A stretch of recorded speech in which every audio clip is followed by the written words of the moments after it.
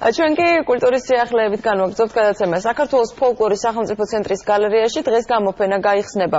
ექსპოზიციაზე სახელწოდებით თანამედროვე დეკორატიული ხელოვნება წარმოდგენილი იქნება ქეთევან შარაბიძის, რინა ჯანელიძისა და ნანა მეტივიშვილის თანამედროვე ინტერპრეტაციით შექმნილი 150-მდე ნამუშევარი. სამივე ავტორი არაპროფესიონალი მხატვარია. დეკორატიული ნამუშევრები ფოლკლორის სახელმწიფო ცენტრის საგამოფენო სივრცეში 11 ივლისამდე დარჩება. გამოფენის მონაწილეები არიან ქეთევან შარაბიძე, ირინა ჯანელიძე და ნანა მეტივიშვილი.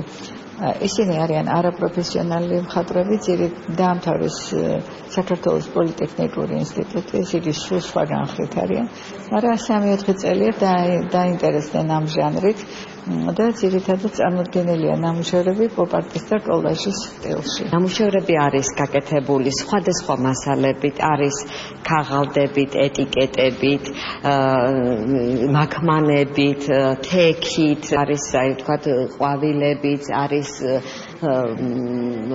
ხეების, აი ბუნების პეიზაჟებია ძირითადად და პოპ-არტული ნამუშევრები.